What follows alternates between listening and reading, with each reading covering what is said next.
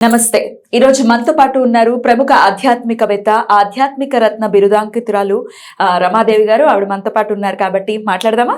అమ్మ నమస్తే. నమస్తే పద్మిని.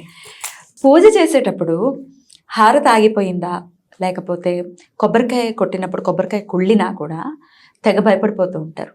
అసలు ఏంటి, ఏదో అపశకునంలాగా ఉంది, ఏంటి మన పరిస్థితి అని. ఫస్ట్ ఆఫ్ ఆల్ దానికి ఎక్కువ డిప్రెషన్లోకి వెళ్ళిపోయే వాళ్ళు కూడా చాలామంది ఉంటారు. అసలు ఒకవేళ హారతి ఆగిపోతే నిజంగా అంత భయపడాలమ్మా? నాకు కూడా చాలా ఫోన్లు వస్తాయి, విపరీతంగా భయపడిపోయి వాళ్ళు ఏడ్చి ఏడ్చి రాత్రి 10 గంటలకు కూడా ఫోన్లు చేస్తారు. సాయంత్రం హారతి ఇస్తూ ఉంటే ఇలా అయిపోయింది, ఏం జరగబోతోంది మాకు అని చెప్పి ఏడ్చేస్తారు. కానీ భగవంతుడి మీద ముందు నమ్మకం పెట్టుకోవాలి.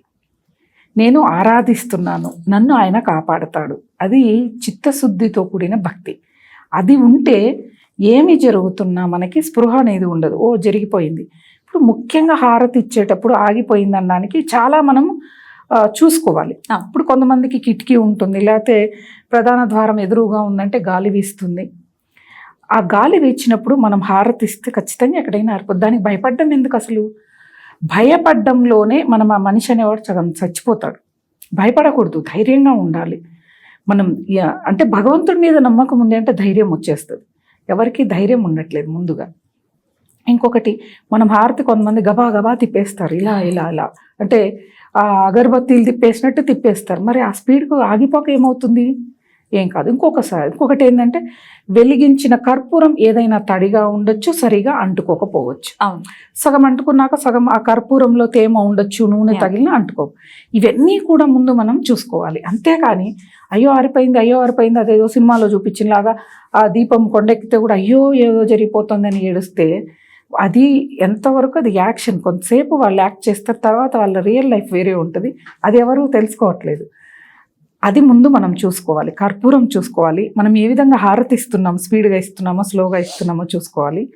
ఇంకొకటి, గాలి ఎక్కడైనా మనకి ఆ సమయంలో ఎక్కువగా వీస్తోందని. ఇప్పుడు మాకు దేవుడికి హారతి ఇస్తూ ఉన్నాం, దీపారాధన కూడా. అంటే ఇప్పుడు పక్కన ఎక్కడో కూడా పనమ్మాయి తుడుస్తూ ఫ్యాన్ వేస్తే మనం హారతి ఇస్తున్నాం అనుకోండి, ఆ అమ్మాయి మర్చిపోయి వెళ్ళిపోయింది, ఆ తర్వాత హారతి ఇస్తున్నాం అనుకోండి, మరి ఆ ఫ్యాన్ గాలి కారిపోతుంది. ఇవన్నీ కూడా ముందుగా చూసుకోవాలి మనం చేసే పనులు. అందుకే మనిషి అనేవాడు కష్టం వస్తే దేవుడి మీద అవతల మీద వేస్తాడు, కానీ నేనేం తప్పు చేశాను ఎవరు ఆలోచించరు.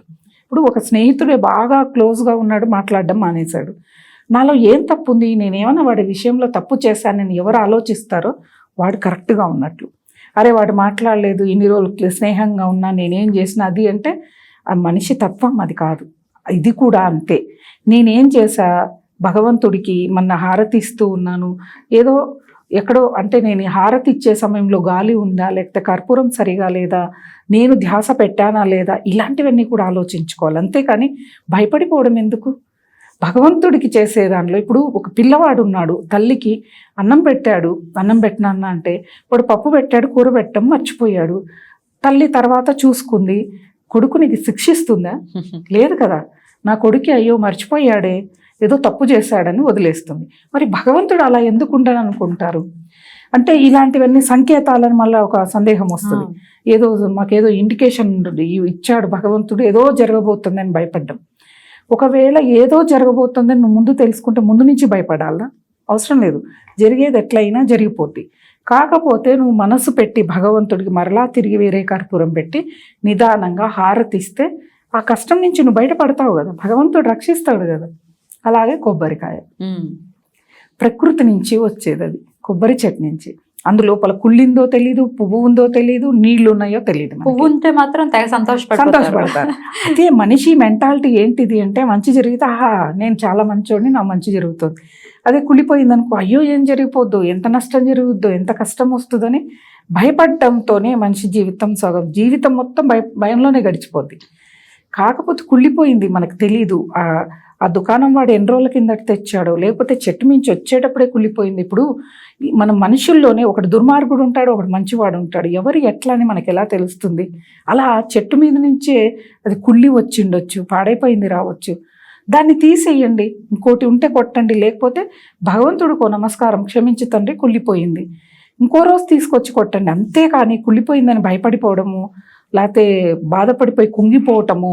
కొంతమంది అయితే మానసికంగా వాళ్ళ ఫేస్ చూస్తే తెలిసిపోతుంటుంది, వీళ్ళు బాగా ఏదో జరిగింది ఇంట్లో అని చెప్పి. ఎవరైనా ఫోన్ చేస్తే లిఫ్ట్ చేస్తే వాళ్ళ వాయిస్లో తెలిసిపోతుంది వీళ్ళు ఏదో చాలా బాధలో ఉన్నారు అని చెప్పి. క్వశ్చన్ విన్న తర్వాత ఓ ఇదేనా అనిపిస్తుంది, అంతేకాని భయపడవలసింది ఏం లేదు. ఎందుకంటే అది నేచర్